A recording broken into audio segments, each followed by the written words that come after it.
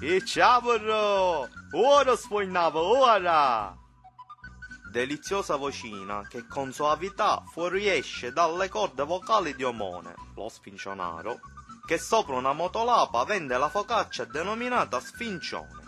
Esso consiste in pane in pasta altamente levitato, almeno 5 cm, su cui vengono scatofottute abbondanti quantità di cipolla, caciocavallo, mollica, acciughe e olio. Ma l'ingrediente fondamentale che dona il tipico sapore e l'odore è il provolazzo, polvere, che si accumula perché tale alimento viene lasciato senza alcuna protezione e in balia di eventi atmosferici e no, quali pioggia acida, polvere e smog, mentre viene trasportato per le vie della città.